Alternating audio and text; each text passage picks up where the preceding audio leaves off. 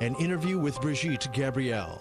Few people in the world today know more about the religion of Islam, its aims, its direction, and its intended goals than Brigitte Gabriel. Today you'll hear Brigitte's first-hand account of the religion of Islam and how she learned what the religion actually is. Here's evangelist Jimmy Swaggart.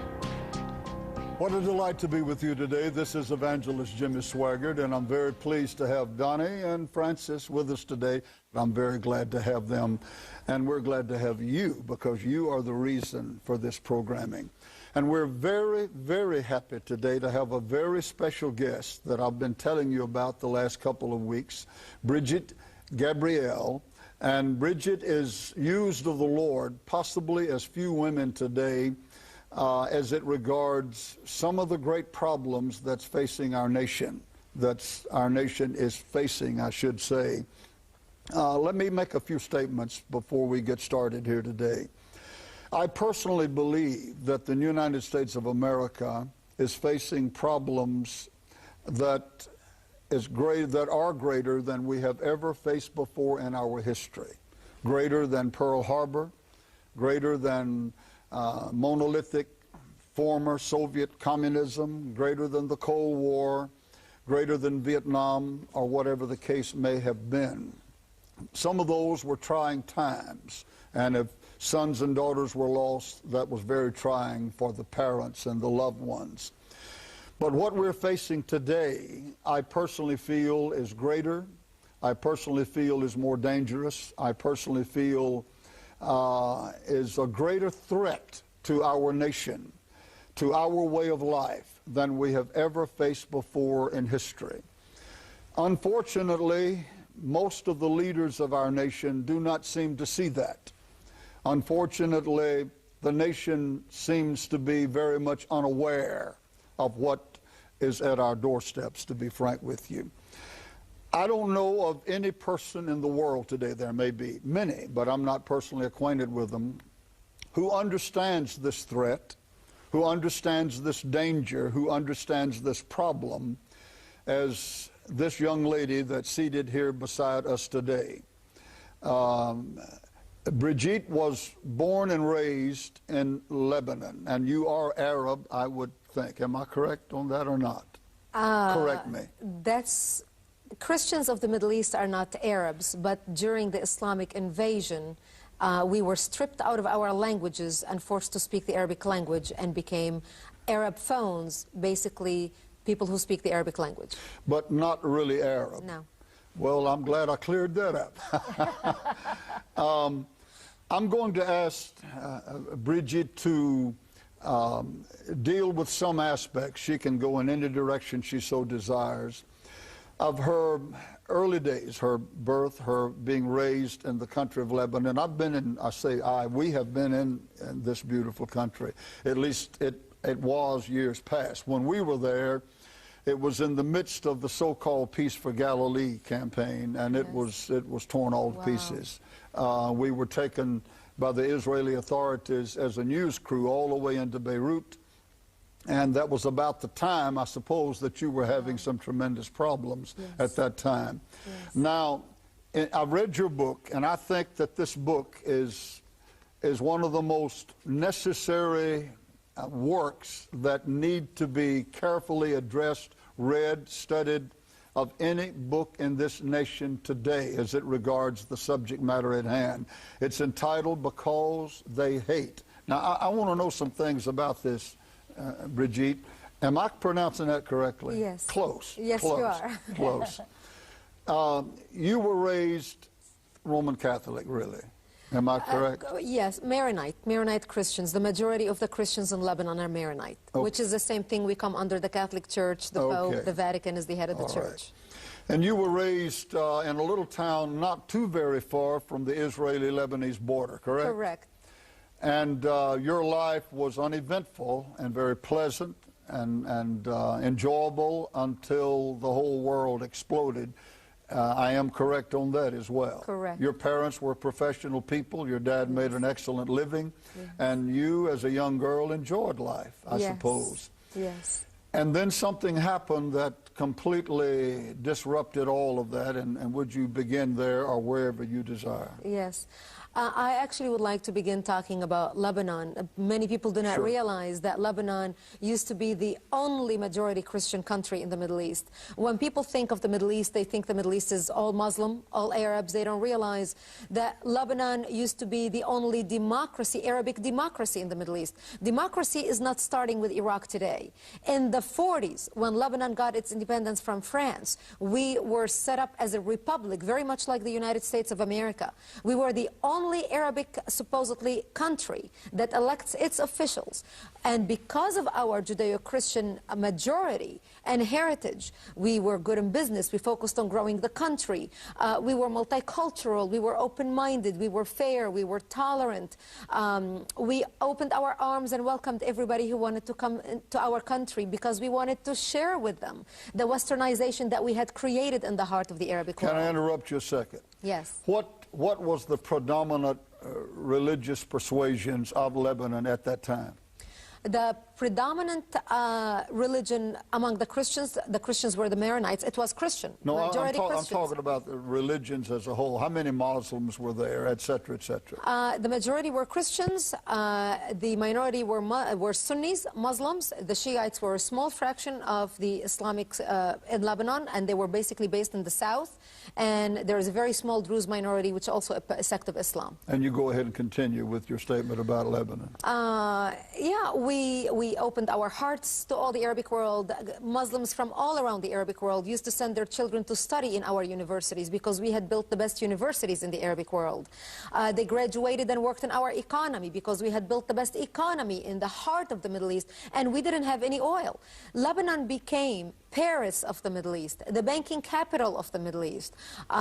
National Geographic magazine in the mid-60s, 1965, had a front cover on National Geographic magazine said, Lebanon, the Garden of Eden, Eden of the Middle East.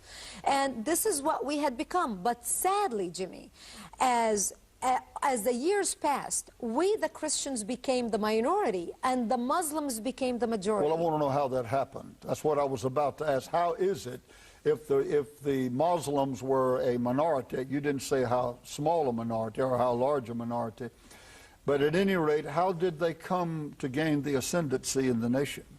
Because we Christians do not have as many children as the Muslims do. We Christians get married to one spouse until death do us part. We have 2, 3, maybe 4 children by a stretch. From the time our children are born, we start thinking about what education we're going to give them, what schools we're going to send them to, what lifestyle we're going to give them, what neighborhoods we're going to live in for our children. The Muslims, on the other hand, are allowed to marry up to 4 wives at a time, not in a lifetime. At a time. All a Muslim man has to do to divorce his wife is say, you are divorced 3 times in a row, and she is divorced. And then he can marry another one. They have a lot of children out of every wife. Today, the average Islamic family throughout the world is 10 children. I believe you said in your book, Osama bin Laden had, what, 56 children? He is 1 out of 53 children. 53. He himself has 27. And we haven't even started talking about his other 52 brothers and sisters and how many children they have. So there are a lot of bin Ladens around, huh? There are a lot of bin Ladens around. And so you're saying that the very high excessive birth rate is what helped them to become the majority? Yes, it's their high birth rate, and also us opening our borders and welcoming Muslims into our country, us thinking, you know, they're gonna love our way of life. I mean, all the Arab sheikhs used to come to Lebanon with their family to vacation and party because my country offered them the freedom that their countries forbid. Like I mentioned, the Muslims who came to study in our country, they graduated and worked in our economy. But also what aggravated the situation. See, we always had the situation contained between the Muslim Lebanese and the Christian Lebanese. But what aggravated the situation was the influx of the Palestinians into Lebanon, especially out of Jordan in the 1970s, when Lebanon was the only country to accept the 3rd wave of Palestinian refugees into the country. While their Muslim brothers did not want them, we, the Christian Lebanon, took them in. So you are saying that the situation may proceed without much difficulty, providing that the Muslims are not yet ready to make their move, and they are inferior regarding numbers. But once they gain the upper hand, that's when everything changes. Exactly. Once they gained the upper hands, once the Palestinians came to Lebanon and the Muslims became the majority, they put their heads together and they declared jihad in the country. In other words, they said, we're going to take over this nation. We're going to take over this nation. What Yasser Arafat wanted to do was basically create a base from which to fight Israel, kill the Jews and throw them into the sea. Something he tried to do in Jordan but failed because of the dictatorship of the king. We in Lebanon took him in, and he was able to use our democracy, our open-mindedness, our fair, our tolerance, our multiculturalism against us to topple our democracy.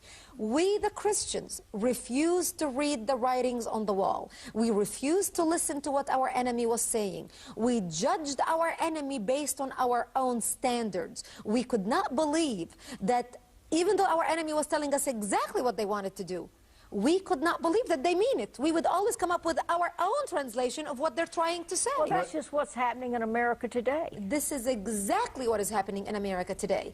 America, as an open society, as a fair society, as a tolerant society, as a multicultural society, as an open border society, look at what's happening through the borders, which I will touch on later as we get into what's happening in our country.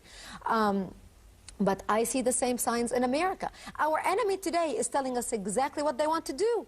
You listen to the Al-Qaeda tapes, you listen to al-Zawahiri, you listen to al-Zarqawi, you listen to Osama bin Laden, you listen to Ghaddam. All the tapes that are coming out of Al-Qaeda are saying, we want to establish an Islamic Khalifa, we want to spread Islam all throughout the world, this is a holy war.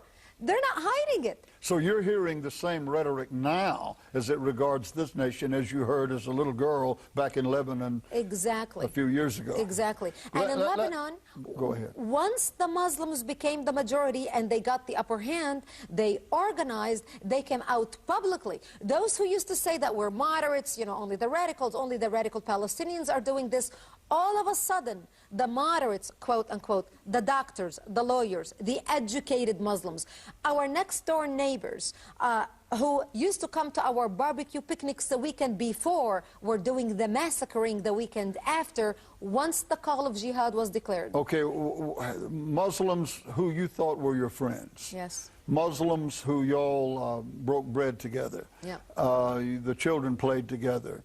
And you thought they would never hurt us. Is that about right? That's exactly it. And what happened whenever war began? Once the Muslims gathered, they formed an army called Jaysh Libnan al-Arabi, the Arabic Lebanese army. Again, Arab in the Middle East refers only to Muslims. The word Arabic, because Islam spread out of Arabia throughout the world. As Muslims conquered nations, they basically forced those nations either to convert to Islam or adopt Islamic culture and language. Do you know that in Arabic today, when Christians pray, they pray for Allah? This is the word supposedly in Arabic for God. Yeah. So in the Bible and in Christian churches, when Christians pray, they pray for Allah. In many different countries, people here in the United States do not realize that the Christians of the Middle East are not Arabs. They are basically groups of Christians that were forced and subjugated under Islam. For example, in Lebanon, if you go to our churches today, we still speak the Aramaic language in our churches. Our church services are conducted throughout the world. In Aramaic? Today, in the 21st century, in Aramaic, the language that Jesus spoke.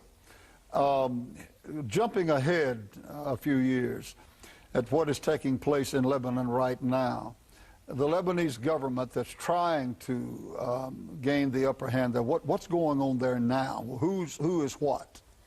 Well, basically now, Hezbollah is in control. Hezbollah basically multiplied themselves for the last 25 years to be able to vote themselves into the government. See, this is again why the multiplication in numbers becomes so important, because once these people start voting, they basically voted themselves into the government. About 25 seats into the government are now occupied by Hezbollah. And what they're trying to do is overthrow the Lebanese government and take over the government. Now, you were raised, really, and reading your book, you were raised, to be blunt, to hate the Jews. Well, yes, Lebanon as a country, we thought... In those years of long ago. Yes, those years is long ago. Now, I was a very young child. In my home, I was not taught hatred because I was raised in a Christian family. Yeah. Christians do not raise their kids to hate because what did Jesus taught? Jesus taught love. But the culture around me, because by the time I was a child in the 70s, the majority of the people in Lebanon were Muslims. And they... But as a child, you really hadn't even seen a Jew, I suppose. No, no. I've never seen a Jew until the war broke out. What were you taught, what little you were, like you said, your parents were Christians, they didn't teach you hate per se, but that aura or spirit was there in the country, I'm assuming. Right, right. I remember my father had a restaurant, and I would watch television in the restaurant every night. And the news would be about the horrible Israelis, the horrible Jews and what they're doing to the Palestinians. And of course, Lebanon, as a country who took in the Palestinian refugees, you know, Israel was vilified. So all the media in the Arabic world is controlled by the governments. Our government thought that if they would befriend or succumb to the Arabic government, that would buy us protection or brownie points as a minority in the Middle East. We were fools to believe that. So on television, they would say, Israel, Azrael. Azrael is the name of the devil. Israel is evil. The Jews are evil. The Jews are barbaric. Israel is the problem, the source of the problem of all the wars in the Middle East. And that the only time we will have peace in the Middle East is when we kill all the Jews and throw them into the sea. Now, you really heard that type of rhetoric as a child. Absolutely, all and she's over. saying it's from the news. It's Yes, coming out on in the news, and the people. I would sit and eat dinner at my father's restaurant. People would be sitting all around, and especially we in the South. But even though the Christianity was predominant in Lebanon at that time, still there was great animosity against Israel. Yes, because supposedly Israel was the enemy. And that was the feeling amongst most of the Lebanese. Not necessarily, the Christians did not hate, but they knew that Israel was the enemy. And that was a prevailing feeling. However, once the Muslim organized and they created Jaysh Lebanon al-Arabi, the Arabic Lebanese army, they started killing the Christians and threatening the Christians. They started massacring the Christians and trying to take over all of Lebanon. They would walk into Christian cities and towns and massacre and destroy the churches. They would walk into our churches and they would burn the churches. They would urinate and defecate on the altar using the Bible as toilet paper. They would kill, they would take the Christian boys and slaughter them. They would nail them on crosses and then put honey on their private parts and on their chests so they can be stung by bees as they hung and died. They would walk into the bomb shelters. They would rape the women. They would behead the husbands. The last lady that worked for me, they went into her bomb shelter. They tied her to a chair. She was hiding with her family. They tied a knife to her hand and held her 16-year-old son on her lap and made her cut his own throat. My Lord. The monstrosities they committed were horrifying. Okay, whenever you relate this, from your experience here in America, and people hear what they will hear right now, they are hearing what you're saying, what do the American people believe? What do they think when they hear you say these kind of things? Do they think that, well, that was just some fanatics in the religion of Islam, and it does not characterize that religion? The religion is really a peaceable, honorable religion, and these are just some fanatics, or whatever the case. Is that the spirit you're getting out there, or would our people, our leaders, hopefully be coming to the place that they realize the religion is the cause of this? It's not just a few wild-eyed, evil fanatics. It's the religion. Now, do you agree with what I'm saying here about the religion itself being the cause of all of these problems you've just mentioned, this horror? I agree with you 100%, and here is why. As we educate America about the background of Islam, see, Americans and Westerners in general, up until 9/11, 2001, they could care less. They didn't care about Islam. People in America were more interested in watching a documentary about Madonna in the last 25 years than watching a documentary about radical Islam. However, since September 11th, we started seeing the shootings of the school in Beslan, shooting children by Muslims, kidnapping, hijacking high school and terrorizing the children. The bombings in Bali, the bombings in Madrid, the bombings in London. It's not only the United States. But I'm going to take it back further to discuss governments and religion. Under the name of Islam, La ilaha illallah Muhammadun Rasulullah. There is no God greater than Allah, and Muhammad is his prophet. And this is what you see on the flag of Saudi Arabia. These are the words. These are the words you see hanging behind all the terrorists that behead people. Under that banner, the Muslims massacred Christians in Lebanon. They killed Hindus in India by the millions. They killed Armenians in Turkey, 2 million Armenians. They killed Copts in Egypt, Assyrians in Syria, and expelled over 900,000 Jews out of Arab land. All that happened by governments with the approval of Islamic governments, not just by a handful of radicals.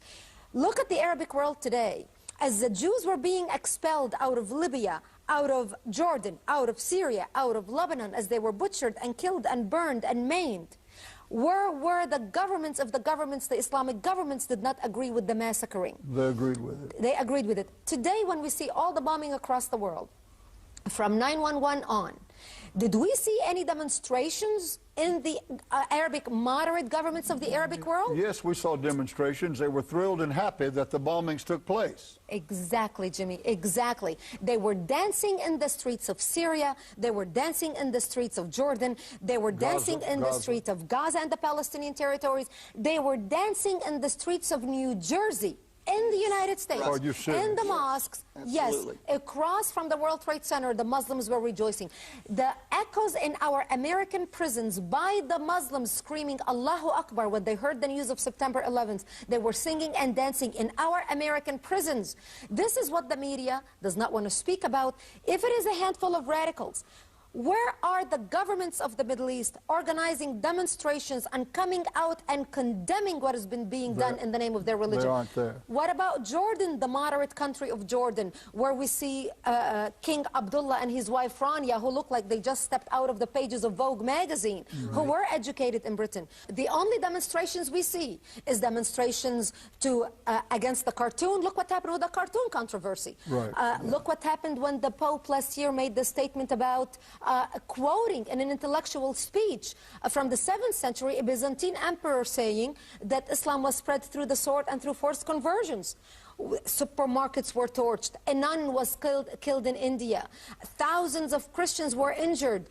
People were killed by demonstrations, and we saw this all over the Islamic nations. How come we do not see any of those people coming out and demonstrating by the thousands when people are killed in the Western world in the name of their religion? They are in favor of it. Exactly. And you brought Actions speak louder than words. We need to start watching what people are doing and not listen to empty verbiage by talking heads on Western TV stations by Muslim lobby group selling us a lie about the peaceful religion of Islam. And you brought out in your book, and of course anyone that keeps up with current events will know this, the Islamic children are taught from the moment of birth to hate the infidel and the Jew.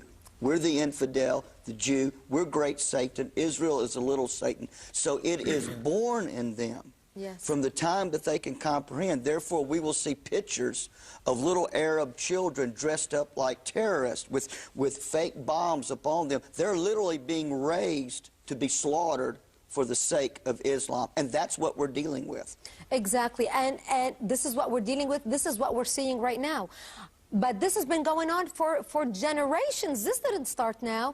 I say the Arab children are taught hatred towards the Jews from their mother's milk and towards the infidels. By the way, you know, we hear a lot, people in the West think that, you know, the Muslims only hate the Jews. No, in the Quran, anytime the Jews are mentioned, they are mentioned with the Christians. The Quran says, Al-Yahudu wa-Nasara, the Jews and the Christians. It's not only exclusively the Jews. We are the infidels. My parents were refugees with me when I was 9 months old. They had to flee our town and go hide in another section of Lebanon because the Muslims were attacking our town. My home was blown up in 1975. I was 10 years old when my 9/11 happened to me. When the Muslims, in trying to take over my area of Lebanon, bombed my home, bringing it down and burying me under the rubble wounded. I ended up in a hospital for 2.5 months. And after many surgeries, I would be laying up in bed, hooked up to machines on both my arms with needles. And I would ask my parents, as an innocent child, suffering, laying in a bed with pain, why did they do this to us? And my father would tell me, because we are Christians, the Muslims consider us infidels and they want to kill us. So I learned as a Christian in the Middle East, since I was 10 years old, that I am wanted dead simply because I was born into the Christian faith. See, here in America, when Christians think about persecution, we look at persecution. If I take my Bible to work and people look at me the wrong way, I'm being persecuted. Right, yeah, That's our idea of persecution. Right, yeah, You know, they're not allowing me. My neighbors complained because I put a nativity scene on my front yard on Christmas. That's our idea of persecution. You're exactly right. People in the rest of the world are being massacred, killed, beheaded, raped, buried alive simply because they're born into the Christian faith. Okay, whenever all this was taking place in your city, before it got to your part, did you realize, and you and your parents, did you realize, Brigitte, that you were going to be bombed at any point in time? It was just a matter of time that your house would be blown up, or did you expect it not to get that far? We expected it to come to South Lebanon because the whole country erupted in war. We had a lot of people fleeing from the towns that were massacred and coming and hiding in our town and telling us stories about what was happening, and we knew it was coming our way. My father even went to the banks in Beirut and withdrew almost all his money to bring us to the United States. He took everything in banknotes so we can flee. 2 days later, our home was blown up and all my father's money was burned to ashes and our lives were destroyed. My father was 70 years old, and not only he lost all his life savings, but he became deaf for the rest of his life. Now, your mother, was she wounded in that time? She became gravely ill, didn't she? My mother was the only one who was not wounded in the early bombing of our house. Only my father and my father became deaf and I was wounded. And we ended up...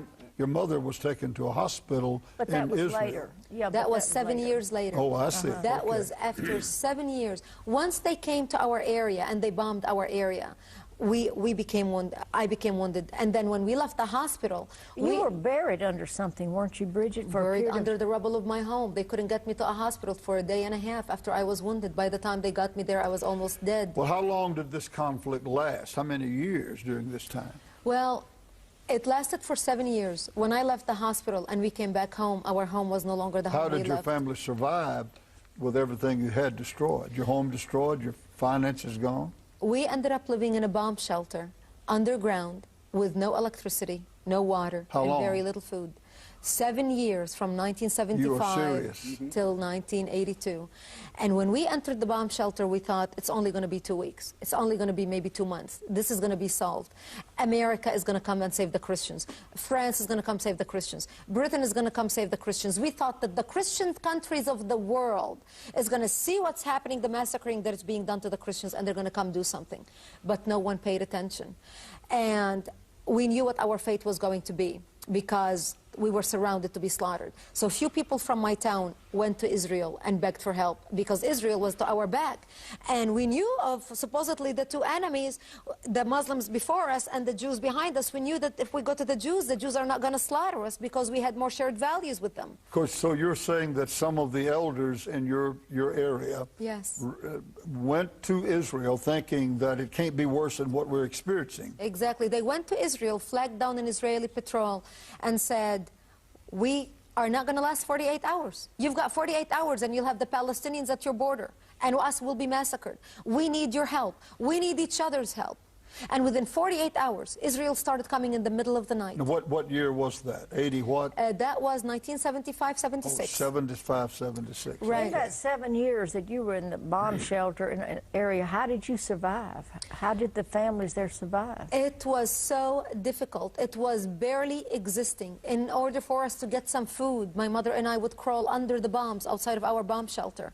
And we would dig out grass and dandelions and different vegetations that grow out around our bomb shelter. Even thorn. I learned how to peel thorn in my tender young fingers at age 10 and 11 and 12 so I can eat the stalk that grew inside of the thorn. It was that critical. That critical. In order to get some water, we would crawl under sniper's bullets to a nearby spring. In my hometown, it was called Marjayun, the Valley of Spring. We had 8 springs in our town. And there was a spring 5 minutes from my home. And we would crawl under sniper's bullets to get some water. And every time before we left, we would say our last goodbyes because we did not know if we're going to come back alive or dead. Many of your friends were killed, I'm assuming. By the time I was 20, I had buried most of my friends. I had only 4 friends alive. One young man you were planning to marry. One young man who was very dear and close to me. I remember he stopped by one day. In 1978, we had been fighting for 2 years. We had lost so many people, so many young Christian men, because, you know, we the Christians are very small to begin with. And without Israel's help, we didn't even survive 2 years. But Israel was only helping at night. Our Christian men were being trained and helping us during the day. And he stopped by, he said, we heard on the radios that tonight we're going to be attacked. And I just want to wish you a merciful death because I don't think we're going to last. And he left. And I remember at age 13 years old, putting on my Sunday best, my Easter dress that my mother had sewed for me, because I wanted to look pretty when I'm dead, knowing that there would be no one to bury me. And we sat in the corner of our bomb shelter, and my parents and I held each other's hands, and we said the Lord's Prayer. And we had nothing but hope, and we had nothing but faith, and we knew there is nothing that can save us but the grace of God. And my parents said to me, if they come to slaughter us tonight, you just run towards Israel and you never look back. We'll create a distraction. We lived a long life. We are old. You are young. You see, my parents were married for over 22 years. They could not have any children. My mother was 55 years old, and my father was 60 when I was born. When you were born. How about that? So I was truly the miracle in their lives. And they said, you know, we lived a long life. You just saved your life.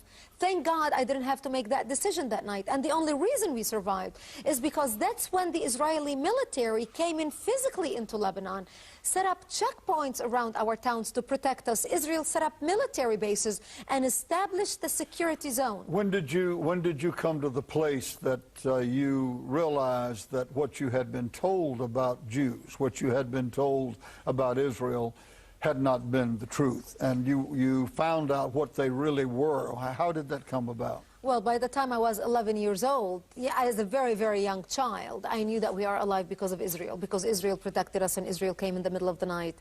But it wasn't until 1982, when my mother was wounded and we ended up taking her to Israeli hospital for treatment, that I was able to get in touch with the Israelis one-on-one and get to know them. How far was it from your home to the hospital in Israel, northern Israel? It was an hour away from my home. About 50 miles. And my mother was wounded as Israel invaded Lebanon. And the only reason, by the way, Israel invaded Lebanon in 1982 was because Syria and Iran had gotten involved in the war in Lebanon. And Syria was supporting and propping the terrorist organization. And Syria was shelling Israel using Lebanese territories, calling it the Lebanese resistance. We had nothing to do with it. Now when I hear our president talking about the axis of evil, Syria and Iran mandling the Lebanese government, I think to myself, where has America been for the last 30 years?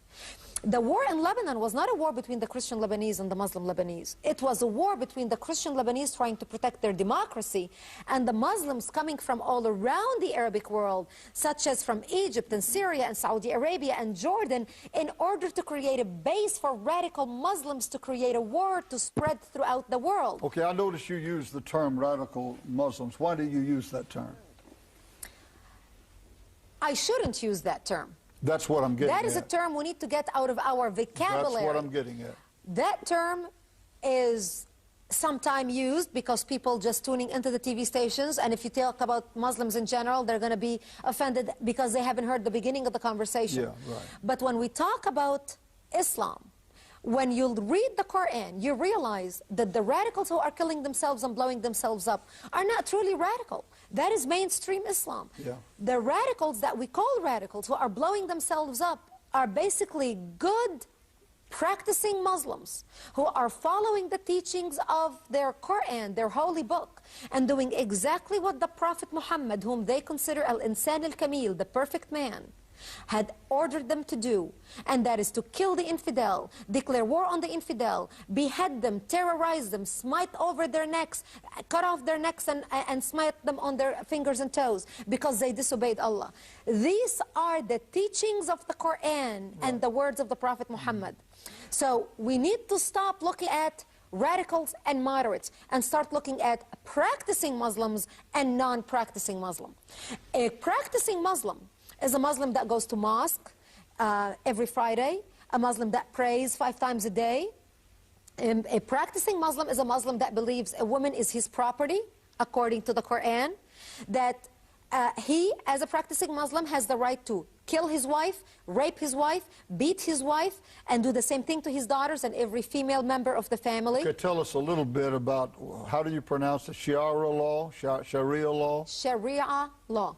Okay. And Sharia law is basically what the Quran teaches, because in Quran is a totalitarian ideology. There is no difference and no separation between the church or the mosque and state. The state is the mosque and the mosque is the state. There's no separation. Right. And Sharia law, Islam orders, according to the Quran, that all Muslims must live by the teachings of the Quran. And these are the teachings of the Quran. And this is why in Islamic societies, women have no right. Islam is not compatible with democracy. A non-practicing Muslim, or what we would call a moderate Muslim, is a Muslim who does not believe the Quran literally, is a Muslim who does not believe that he has a right to rape or kill his wife or subjugate his wife. Well, there are many of them like that. Many Muslims that do not subscribe to the murder, the rape, the raping, the killing, the slaughter, the bloodletting, and so forth. Yes, there are. There are a lot of Muslims that are like that. There are a lot of Muslims in the West who respect the West. Are they making themselves heard? No, they're not making themselves heard. And those who are making themselves heard, the few who are writing books, who are speaking about it, are basically your average citizens who are not getting support from any Islamic organization and who are not even getting support from our Western media, because when they come out and speak against Muslims and call a spade and call it by its name, Islam, they are called Islamophobes by our Islamic media on our college campuses, and they are being shunned. So those we need to support to sound the alarms, basically are being suppressed, are being silenced in the name of multiculturalism and tolerance. Do these individuals, are they beginning, these so-called moderate Muslims, are they beginning to get the idea, as one article was printed in Newsweek magazine, and I can't pronounce the man's name who printed it, but he was a Muslim. He said, it might be time for us to look at our religion. Something is wrong with our religion. And I'm wondering, are there many moderates that are beginning to think through their religion, because everything they do is based, as you said, on the Quran. Am I right? Yes. That's their foundation. That's everything that they do. That's the anchor. But when you look at the Quran, I haven't studied it but a tiny bit, but it advocates all the things that we're discussing here: murder, slaughter, torture, terrorism. It all comes from the Quran. Am I correct? Correct. And it comes from the Quran, and the Pentagon did a study last year. And this is out of the Pentagon. And they concluded that all the terrorist attacks and what is driving terrorism around the world right now is basically the holy book of the Quran. Now, this study is controversial. But they don't dare say anything about it. They wouldn't. You didn't hear the media report about it. I mean, this is a Pentagon report. This is a Pentagon study. So, because they are dealing with terrorists, they are capturing it, they are interrogating them. Look at all the terrorists we are capturing. They are screaming Allahu Akbar before they kill themselves. They are doing it for the sake of Allah. Our enemy is not mincing words. They are not politically correct. They are so bold in their faith. They are so bold in their belief, and they're telling us exactly what they're doing and why and what's the base for them doing it. We are not listening because we believe all religions are good. All religions are not good. No, they're not. Even in Christianity, we had some very nasty verses in our Old Testament, if you read our Bible. However, and a lot of ugly things have been done in the name of Christianity. However, we as Jews and Christians have reformed our religion. We realize that in the 21st century, we are not going to go behead people, kill people, because we believe we need to talk to people. We Christians, and you as an evangelist, will be the first person to condemn anybody who would strap bombs on their bodies, Jim, and go out and blow a mosque. Because we as Christians do not agree with killing and torturing and raping. And we believe that Muslims, we should pray for them. That's right. And if we have contact with them, they should be treated kindly and graciously. Absolutely. But we should also at the same time know the truth about what Islam really is. Here's what I say.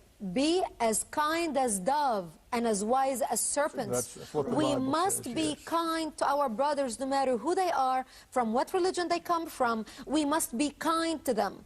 But let's not confuse being kind with being wise. You can be wise, you can be suspicious, you can be vigilant, but you can still be kind. We've got just a few minutes left here. And you're constantly speaking all over the world, really, am I right? Correct. And all the way from the President of the United States to the Parliament in Great Britain to heads of state and other places, plus churches, plus wherever. I saw you the other day addressing some part of the military college. The Joint Forces Command. Right, right.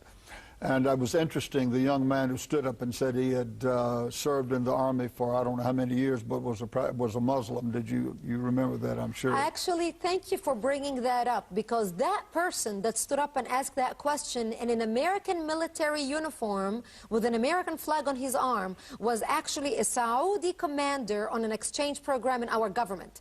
This is what he did not say on camera on C-SPAN for the public who are watching to hear. And he was speaking about how he was a moderate Muslim and a practicing Muslim, but he forgot to mention, I'm a Saudi raised on Wahhabism, and I'm on an exchange program with your government so we can learn how you guys do tactical combat for terrorism. And I believe it is a sin, it is a crime to allow Saudi generals to be in our training in our government, especially in high sensitive positions. Exactly.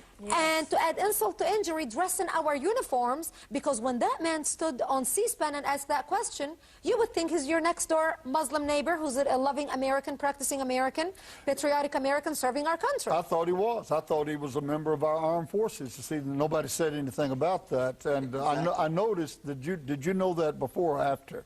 I knew that before. Actually, the C-SPAN session that C-SPAN aired was the question-answer session at the end of the day. I see. I had training sessions with these commanders, about 80 of them in the first session for 2 hours. What was their reaction to you?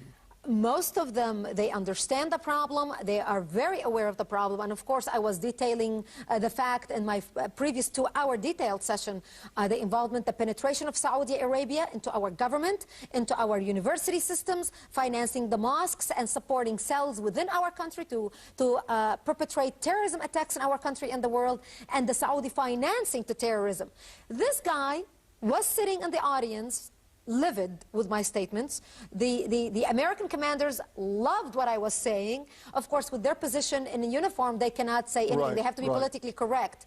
Actually, to the point that the commander who invited me had to change the subject a little bit, and he says, well, we're talking a lot about Saudi Arabia. Why don't we just talk about other countries like Indonesia? He felt so concerned that I have blown the whistle with Saudis sitting in the crowd. I know we're coming to an end. She summed it up in her book. The attitude of the Americans that they need to understand is a statement that's prevalent in all of Islam. Saturday is coming, and then Sunday. Exactly. In Islam, every child and every Christian in the Middle East are raised with this sentence: أولاً يأتي السبت وبعده الأحد. First comes Saturday, then comes Sunday. First we kill the Jews, then we come for the Christians. Sunday. What starts with the Jews never ends with the Jews. And the world now is seeing this, because the world turned a blind eye to evil. When Jewish blood was being shed on the streets of Tel Aviv and Jerusalem, nobody really gave a darn. Who cares about what happens in Israel? It doesn't affect us. But what we are seeing today is that the same enemy that Israel's been fighting for over 55 years is the enemy that now the whole world is fighting. And because we turned a blind eye to that evil back there, now this evil has come to our shores and is fighting us here. I want to deal with we mentioned the Saudis, and that is if you want to. Deal with the manner in which the Saudi government concerning our oil billions are buying their way into our corporations, into our media, into our universities, and thereby being able to persuade in directions that they so desire due to their influx of oil money, incidentally, which came from the taxpayers of this country. Second, I want to look at political correctness as well. And thirdly, I want to look at next week at, from your vast experience, what do you think that this nation should do now? My contention is, will we do it? I'm afraid that we'll continue to be not Uncle Sam, but rather Uncle Sap. And that's pretty well what we are, mostly. But what you feel like the nation should do, and what steps we ought to take as it regards this scourge, because it's quite possible now, And my contention is that, well, let me say this first, that an atomic bomb, we have atomic bombs now that are about the size of a softball. It could take out New York City, Washington, D.C., any major city, hundreds of thousands of casualties. Will it take that to wake this nation up to the evils of the religion of Islam? Or the Muslims, are they making such headway without doing that due to their encroachment into this nation by other means that they're thinking it's not much point in us doing it, or does their religion demand that they steal and kill and destroy? This particular situation, as a child and then growing up in it, she was not Muslim. She was born in Lebanon, raised there, and raised as a Christian, to be frank with you. But her whole world was surrounded by the religion of Islam. Her book, entitled Because They Hate, is, I think, personally, the most informative book that you could ever read as it regards an understanding of the religion of Islam, what it's all about, and what is taking place in this country today, and the danger that our country is facing. The danger that our country is facing. I made the statement last week, I'll make it again now.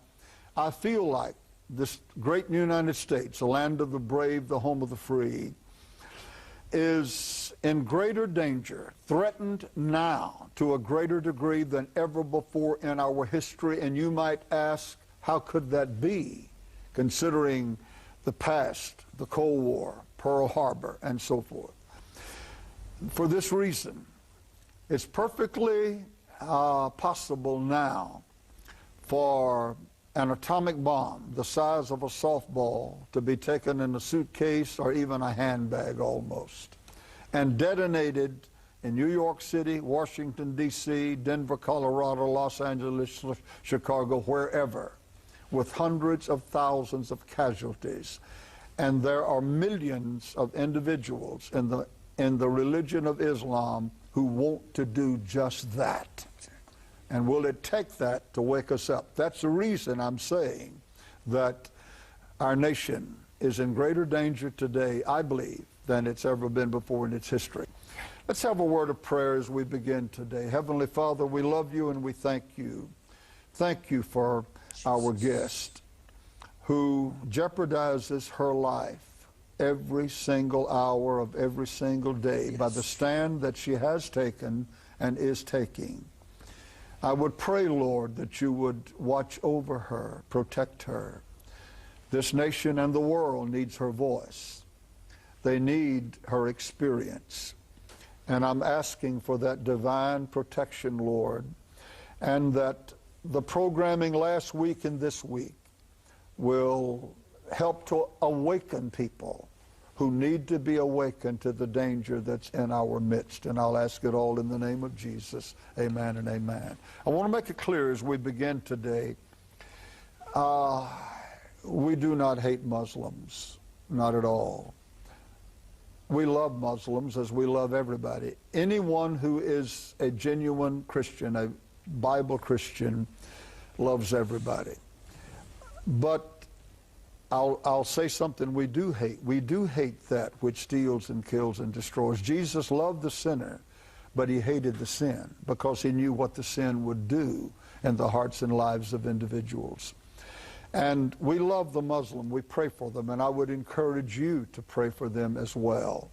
And if you happen to have the occasion to have Muslims as your acquaintances or whatever the case, you as a Christian would be kind and gracious to them as you ought to be. But at the same time, we must be alerted to the truth, not only for the sake of our nation and the world, but for the sake of Muslims also. Brigitte, I want to start this program today by dealing with the proposed or the effort made for the gasoline bombs in London and Glasgow, Scotland, I think, as well. which would have killed an awful lot of people had the perpetrators been successful in what they were attempting to do. I looked at our newsmen who were relating this incident, because it was, of course, on all the news here in this nation and should have been. They were perplexed. They were stating, we do not understand. These individuals who were the perpetrators of this effort, which would have killed hundreds of innocent people had it been successful, were doctors. Some of them were vastly intelligent according to their IQs. How in the world, why in the world would they do such a thing? Because the idea in this nation has been, well, these people have issues that are doing these things. And, you know, these mean old Americans, you know, whatever bad that happens to us, or even those in England, we're due that. Because these people have been deprived, they've been set up on, they've been hurt, and they have been atrocities committed against them. What, I don't know, but at any rate, but these are professional people. They are educated. They are medical doctors, and there's very little education you can get higher than a medical doctor. How could they do such a thing? I looked at the perplexity on their faces. What they did not know nor understand was that it's got nothing to do with you were being deprived as a Palestinian in a refugee camp or something of that nature. All of those things may play a tiny part, but only a tiny part. But it's the religion of Islam that is back of this thing, and that's why that these medical doctors planned and made every attempt to carry out what they did. Would you address that, please? Yes, what we are finding out, and the world, we already knew that, but the mainstream media can no longer ignore the fact that we are fighting an ideology. An ideology that can take a doctor who's supposed to save lives. It can take a doctor to strap bombs on his body and go to kill thousands. We are fighting an ideology that is able to alter human instinct and take a mother and basically make her strap suicide belt on her own child and send him out to blow himself up, not only kill himself, but kill other children in the name of religion. This is the fact that the West has to face, that this war we are fighting comes out of one book called the Holy Quran and the religion of Islam. In other words, it affects all alike, whether they're intellectuals, educated, poverty-stricken, it makes no difference. It makes no difference. See, the leftists in this country and in the West, and the mainstream media used to say, oh, if we just give them a little bit more money, you know, if they just are rich, because we in the West judge everything according to, we are such a materialistic society, right, that we think if you have the big house, if you drive the Mercedes, if you have the money in the bank, what more could you want? I mean, this is the life. We have lost the spiritual connection in the United States and in the West in general. However, in the Islamic world, what bonds all these people together is basically not money, but their faith in Allah and what the Quran tells them to do. In other words, they are setting out to, number one, kill the infidel, because they look at America and even England as nations which are stopping them from destroying Israel. Is that right? Exactly.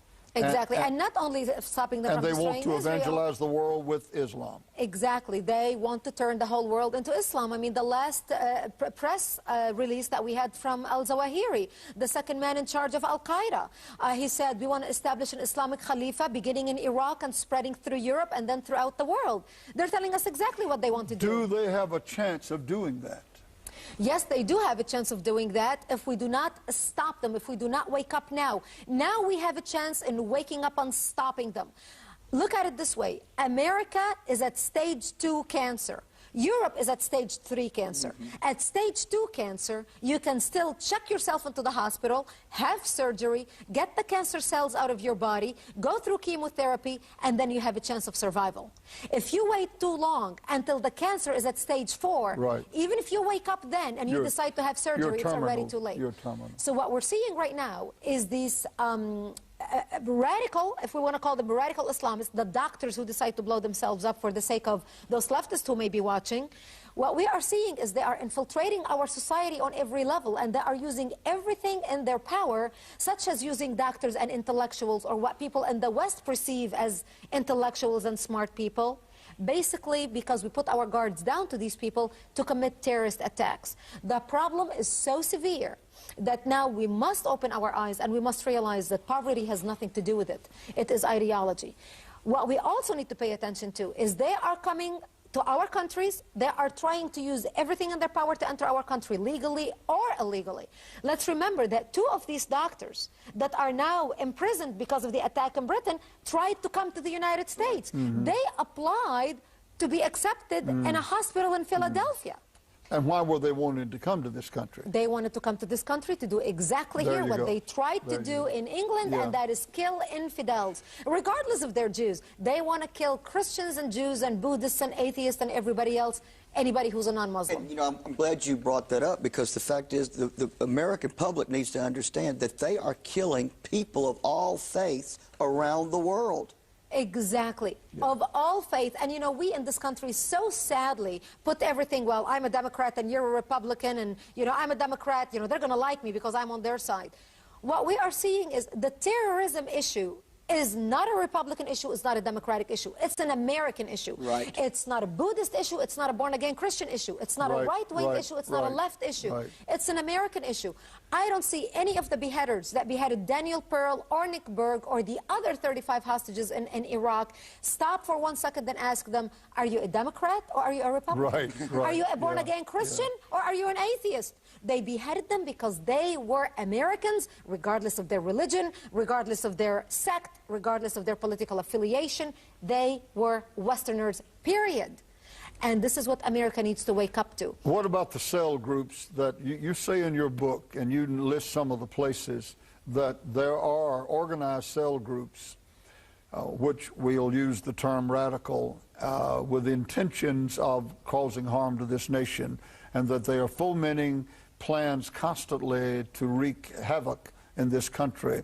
Those cells are here now in this country? Those cells are here now, have been here now for the last 10 years. We have known about their existence here for the last 10 years, and they are plotting our destruction as we speak. And I'll give you examples. For example, you hear a lot of Hamas and Hezbollah on the news. You know, it's always on the news, there is war. People think, that's 8,000 miles away problem. It doesn't affect me. You know, they're not here. We think that Al-Qaeda is our problem here. Of all the terrorist organizations that have set up shop on American soil, the top 3 are Al-Qaeda, Islamic Jihad, and Hamas. Hamas, not Al-Qaeda. Hamas has the largest infrastructure on American soil. Hamas has cells in over 40 states in the United States. That's what just took over the Gaza Strip. That's what just took over the Gaza Strip. They're here. They have cells in over 40 states in the United States. In this country? In this country. In my book, I even detail the cities and the states where they are in. They have cells in New York City, in Boston, in Massachusetts, in New York, in Washington, D.C., in Laurel, Maryland, in Springfield, Virginia, in Fort Lauderdale, Florida, in Boca Raton, in Orlando, in Cincinnati, in Ohio, Nashville, Raleigh, North Carolina, and the list, Colorado, Denver, Tucson, Texas. Do our authorities know about these cells? I'm sure they do. They know about these cells. These cells, Hamas, and I'm going to use for example, talks in their charter about destroying terrorists, what they consider terrorists in our country.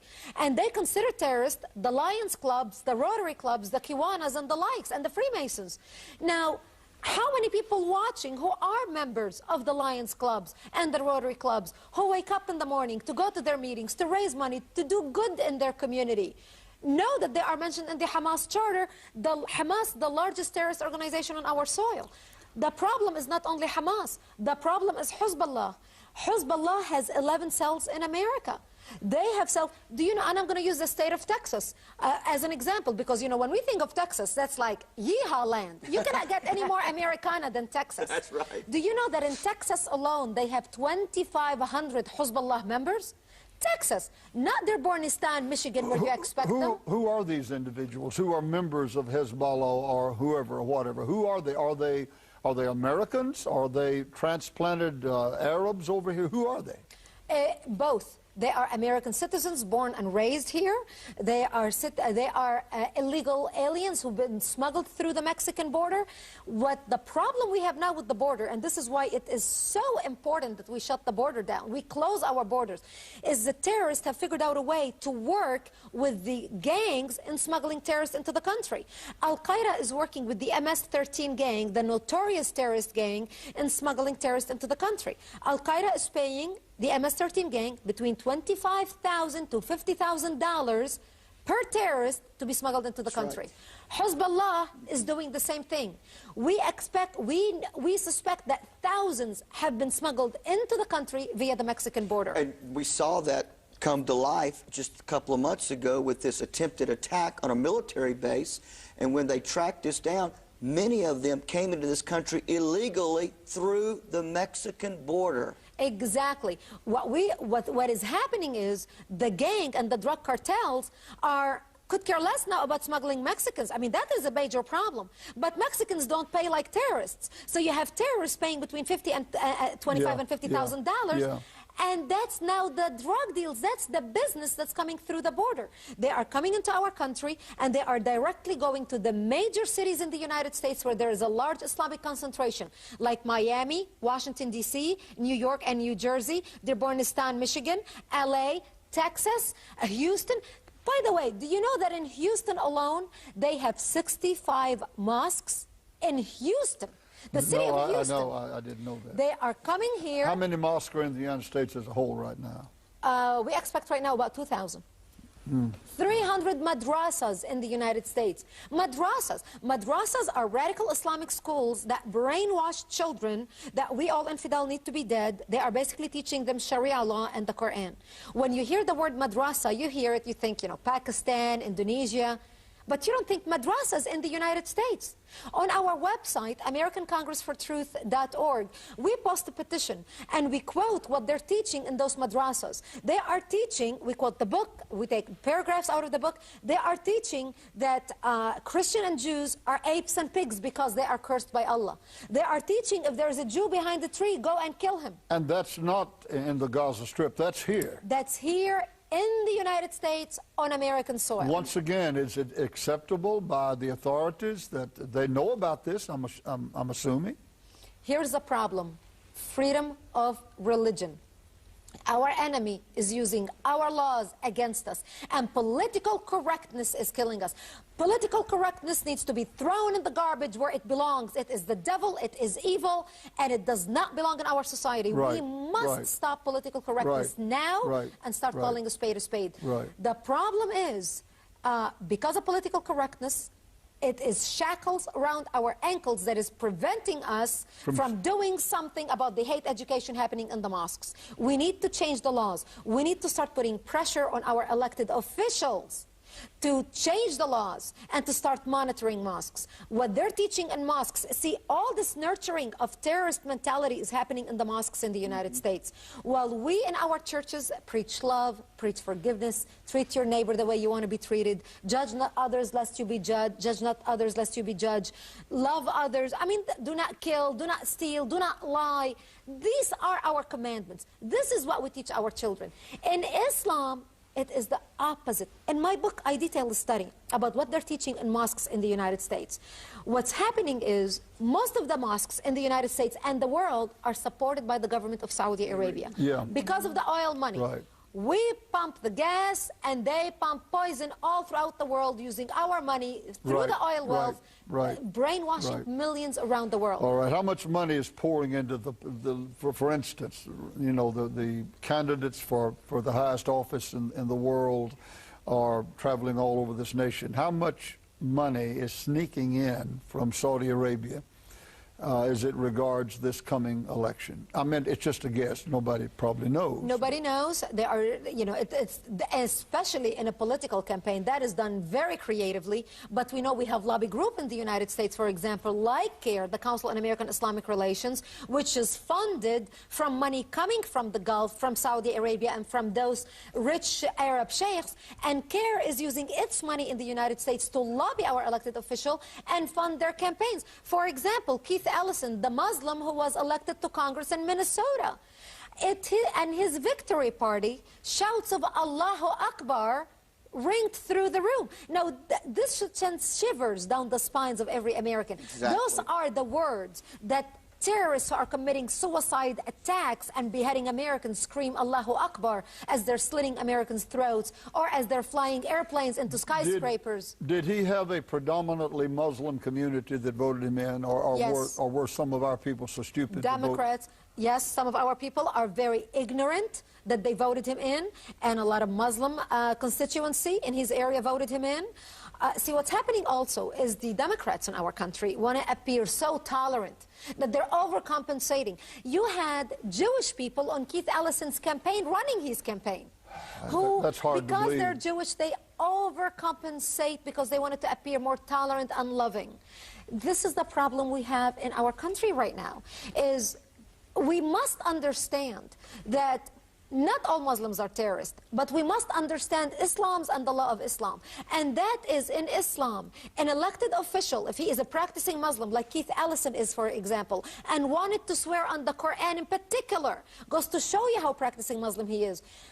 In Islam, if you are a loyal Muslim, your loyalty is to Islam first, Right. not to your country, not to Right, your family, right, not to your own flesh and blood. So if America is faced with war, and this elected official has to choose between protecting Americans and America's interest and protecting Islam, this elected official, as a Muslim, will have to choose to protect Islam against the United States. You made the statement in your book that they interviewed quite a number of young people who were Muslims, and they gave them particular scenarios. Would you defend America against so-and-so who is a Muslim?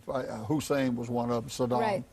And I think you said in your book, and I'm trying to pull it up in my memory, something like 60-something% said Right. no, they would not fight against Saddam. That's right. No That's matter right. what he did to America. Because 80%. 80%. Said that they will not fight with the United States against any Arabic country in the Middle East. Okay, the chaplains, go ahead. What is even more interesting is this study that was just done now, a couple months ago, where the Pew Report polled Muslim Americans in America who are Muslim citizens and asked them if they support suicide bombing. So martyrdom operations we're talking now. In the United States, 26% today in 2007, 26% of Muslim Americans who hold American citizenship believe and support suicide operations. That means they believe and support operations committed by Muhammad Atas and peoples like that because they believe under certain circumstances that is justified. I believe that you, in essence, you didn't say it, but you alluded to it, that England is further down this road than we are here in America right now. I said a stage 2, they're stage That's almost right. 4 in England. That's right. They've gotten to the place to where that it's now, law is in jeopardy there in favor of Islamic law. Is that correct? Correct. They are changing the laws in the schools. They are changing the laws in the government. A survey was done in Britain a few months ago where they asked Muslims in Britain, British Muslims, where their loyalty lies, if they would support Sharia law. 60% of British Muslims said they would much rather live under Sharia law than under British law. Now, these are British citizens living and enjoying the freedom and democracy of the West. See, we in the West right now are saying if we can just bring democracy to the Middle East, if we can just bring democracy to Islamic countries, they're going to love our way of life. Why is it that the American people do not really seem to know and understand what the religion of Islam is really like? They don't understand how that women are treated as property, pretty much. They don't understand the murder, the bloodshed, the demand that the whole world be taken over for Islam, which would throw the world into a dark ages of unprecedented proportions. I heard the other day over the news, and I can't quote the exact numbers, and I don't have the source, but they said in the last 10 years that over 100 Nobel Prizes, some of them peace, some of them science, some of them whatever the case, have been granted to Israelis or Jews around the world. Muslims, 2. Yeah. You understand And what one I'm of them saying? was to Yasser Arafat.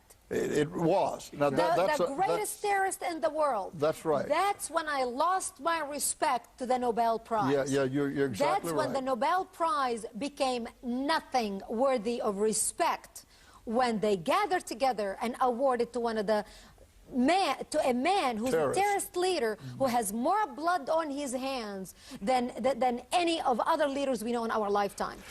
But you know, Jimmy, the problem is lack of education. Americans who are educated on the facts, who are studying Islam, are realizing and understanding that the problem is Islam.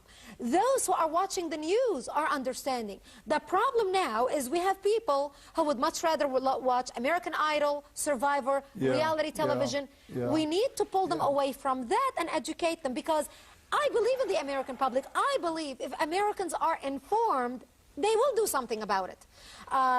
Just like the people that watch the doctors want to become a part of a suicide killing machine in Britain. Now these people all of a sudden are asking, you know, it is not only the poor, it is the wealthy. Maybe we need to reconsider. Maybe we need to look at Islam.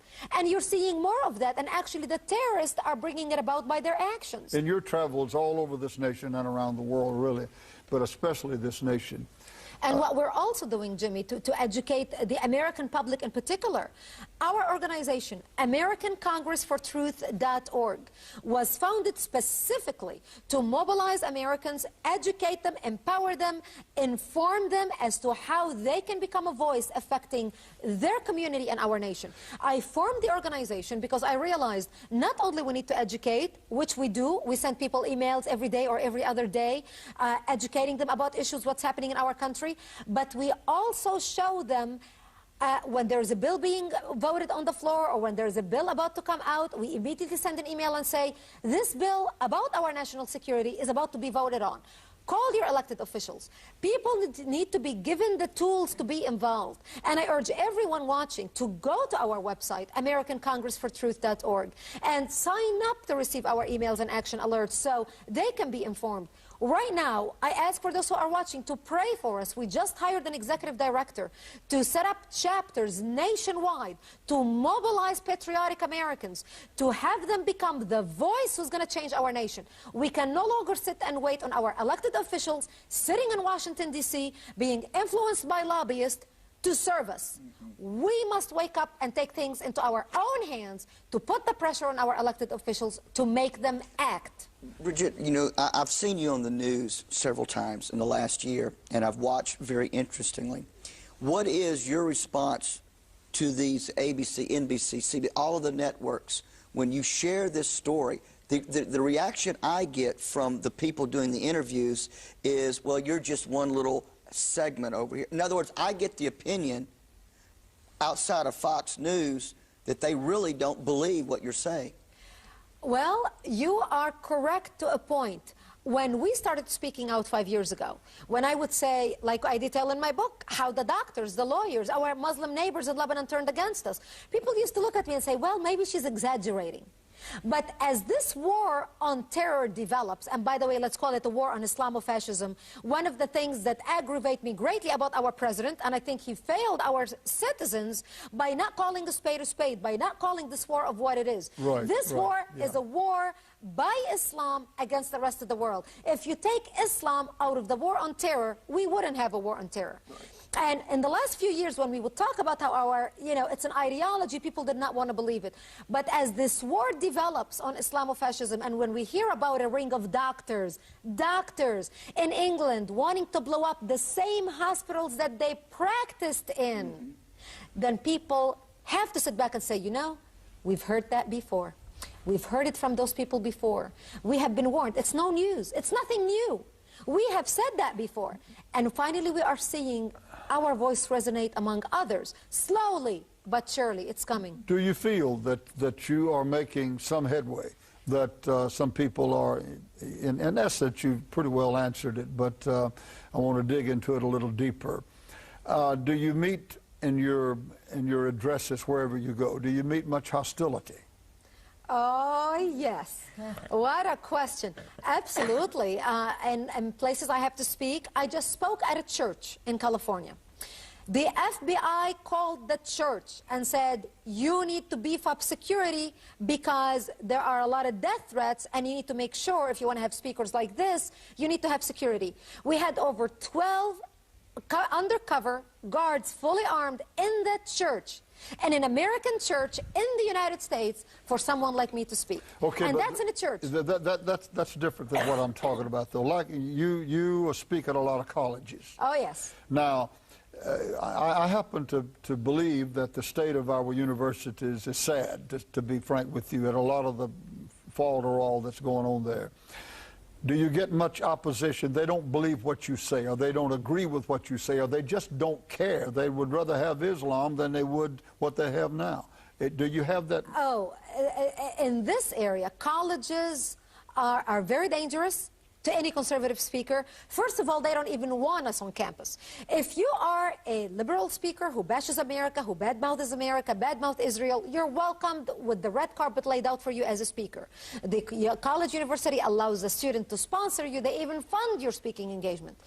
When conservative students want to bring in conservative speakers like me and others, you cannot believe the red tape. We're not allowed in, and when we are allowed, we have to have extreme security with us, bodyguards, office security. The FBI gets involved, the Department of Homeland Security gets involved, and here is why. Because our universities have been infiltrated to such a level by the Muslims on the universities that it is those who are creating the problem. Do you realize that on American colleges today, the Muslim Student Association has more chapters on American college campuses than the Democrat and the Republicans combined? The Muslims group, more than the Democrats and the Republicans. They are funded by the government of Saudi Arabia, and what has been happening in the last 16 years, Saudi Arabia has been able to exploit a program set up by our government called the Title VI program. And that program was set up for, after World War II, for our students to be educated about different cultures, different languages, so they may be an asset to our government. What's happening is Saudi Arabia is setting up Middle East science departments and political science departments and financing them and appointing Arab professors who are anti-America, anti-our policy, anti-Israel, and this is why we're seeing the brainwashing in general on all our college campuses, from the Ivy League to the community colleges, to hating America, brainwashing our children to thinking that we are the problem because we are rich and the poor Muslims who are suffering, that's why they're turning to suicide bombing. They're literally feeding our kids lies and brainwashing them. I've preached all over Africa, and I remember them telling me one day that they would send their brightest students to the university. If they sent them to the university in Moscow, they came back confirmed capitalist. If they sent them to the universities here in the States, they came back confirmed communist. Wow. Now you think of that. Wow. Wow. And now, in your, we've touched on it here and there, but what is your advice, your word, your statement to the people of the United States? What should we do about this problem? What steps should we be taking? What should be the activity of the common, not common, but the American citizen? Get involved. Learn. What do you mean by getting involved? involved? And what I mean by that is join organizations like ours. American Congress for Truth ACT was founded as an activist organization to mobilize and inform American citizens how they can make a difference. You're saying pressure applied to congressmen, to senators still carries some weight. Oh, absolutely. And this is why I tell people you must sign up to receive our free emails and action alerts. And I'll give you an example. I talk to people all the time, and I ask them, to elected officials, how many people do you need to hear from to make an issue your top priority where you can pass a bill about it? You will be surprised. 40 to 50 people. That's it. You know, people sometimes, the average American thinks, what is my voice going to count? I am one. My congressman needs to hear from 50,000 people before they make a difference. No, it's 40 to 50 people, and here is why. Because they believe that if they hear from one person, he or she are representing 1,000 voters. That's it. And that translates to 40 to 50,000 voters on election day. That can make or break an election. We give tips to people on how they can get involved. For example, if you know there is a mosque in your community or an Islamic institution and you suspect it, suspicious activity, go down to your local city hall. Find out who owns the deed to that mosque. Is it a Saudi foundation? Is it some Arab sheikhs outside of the United States? Write their names down. Come home. Call your local FBI office. It's a free call. Turn the names to them. We are the eyes and ears of our government. The FBI can start monitoring the mosques. For example, if you are over the age of 55 years old, do you know that in America today, every senior citizen over the age of 55 years old can sign up to attend the university course free of charge? We want to mobilize senior citizens to sign up at the Middle East Science Department or Political Science Department just to monitor the professors. Because somebody who is mature, who's 55 years old, is there to stand up and challenge the professor and tell the truth, so the other 30 students in the class can hear an opposing point of view other than the lies that the professor is saying. What about immigration? Immigration. We need to be informed about why we need to close the Mexican border. And this is why it is so important for people to call their elected officials, which we make it available on our website. You click on Contact Congress, you type in your zip code, we give you your elected official, congressman and senator, their names, their telephone numbers, their addresses, so you can call them and you can express your point of view about where you stand on the immigration. And not only immigration, different states have different needs. There are laws presented in one state that may not be in another. And this is why it's important to call your elected official and express your point of view about immigration, about border control, about visa control. Do you know now that we're giving visas to Arab students, specifically from Saudi Arabia in particular, to come in large volumes to our country to sign up and study? We want to control those visas. Do you know that we have 30,000 students in America today from Arabic Muslim hostile countries who are studying here? Some of them are studying nuclear power and development. If we do not want them to develop nuclear power, why are we teaching them? Right. Okay, let me ask, will it ever come to the place? I can't see that it will, but I'll ask it anyway. That we just simply will not allow a Muslim to immigrate to this country. Could it get that bad? It will get that bad only after a nuclear bomb or a biological bomb goes off in a major city in the United States and we lose 10 to 12 million people. That's what I am so afraid that this is what's going to take to wake up America. But this is why we're doing everything we can. And I thank you for inviting me on your show and sharing this vital message with millions of viewers who are watching today. You are a huge part of the solution, Jimmy, that will prevent, hopefully, a nuclear bomb going off in the United States, for helping me come and give my message and urge people to get involved with us, get involved in the chapters we're about to develop, sign up to receive our emails, so together as Americans we can work up and network and mobilize our country before a major incident can happen. Her emails are excellent. I want you to know that. I read them. They come here, and they're worth reading. We get tons of emails that's not really worth your time, but this young lady, what she puts out is worth reading. And her website is very, very informative on the issues of what we're talking. And I go to it not every day, but just about every week, and it helps keep me informed. Do you think America will wake up? Do you think that we will come to our senses and will take the necessary steps to protect ourselves? I think we will. I think with us mobilizing the nation and waking up the grassroots. See, what we're trying to do right now is basically mobilize the largest grassroots this nation has ever seen. This is what ACT, American Congress for Truth, is doing.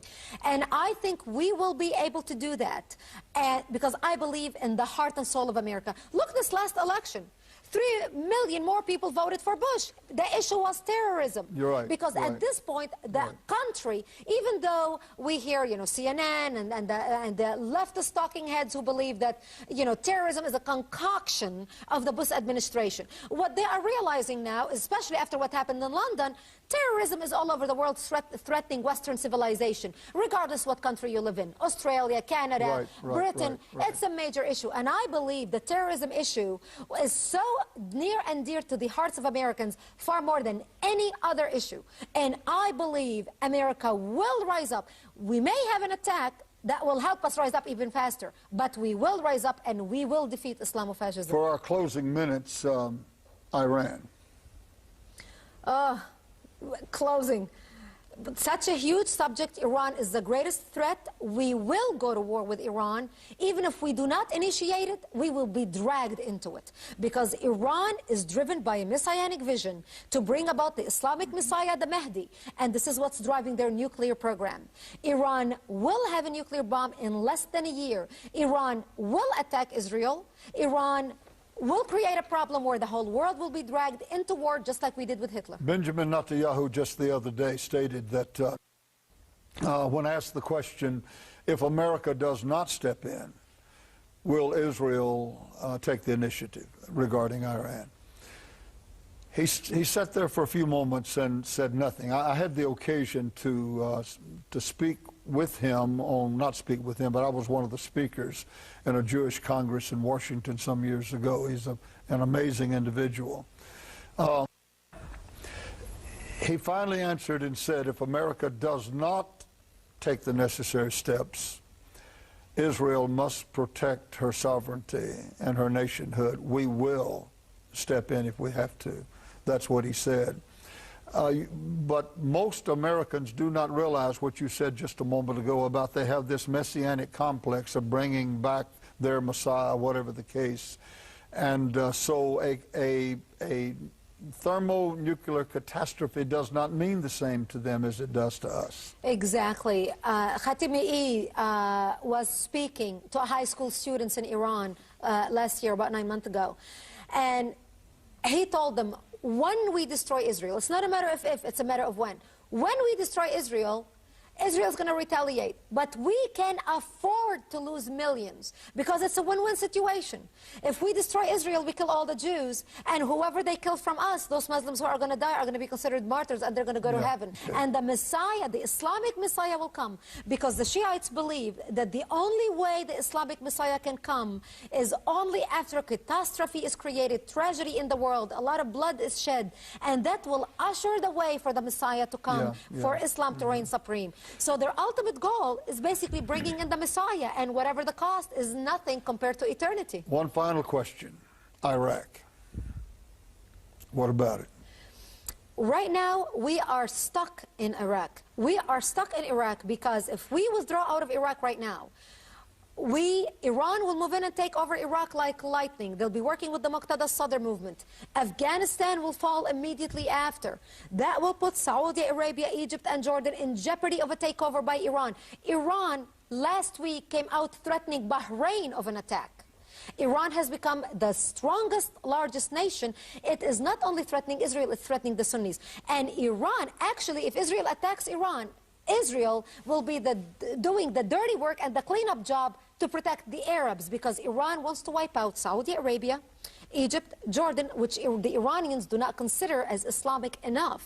And right now, Iran has more power, military power, to wipe out these three countries because they are the strongest power. So our presence in Iraq right now, forget about bringing democracy to the Iraqis. We will never democratize them. No, we are wasting our breath on that issue. Right now, our presence there, where we are stuck there, is basically to protect America's interest from Iran taking over the Middle East and basically not only threatening to the Middle East, but attacking America. I think the second largest oil reserves in the world is in Iraq, I believe, close to it. And, you know, you're right. You cannot democratize the world of Islam. You cannot. Islam and democracy are not compatible. When you look at the Middle East, Iraq, and everything else, all these countries, they're nothing more than tribes with flags. We are basically now in the middle of a tribal fight that they have been doing for centuries, for 1,000 years. We're not going to make them love each other, and this is why Saddam Hussein was so successful, because he ruled with an iron fist. But right now, we must protect our interest because the stakes are so high because of Iran's nuclear program that we're stuck. We must end that. In order for us to be able to get out of Iraq right now, we must take care of Iran. We cannot withdraw and leave Iran. Once we take care of Iran, we'll be able to get out of Iraq. 10 seconds. You think we will? No, Israel is going to have to preempt an attack. We're going to have to be dragged into war, and I hope it won't be too late.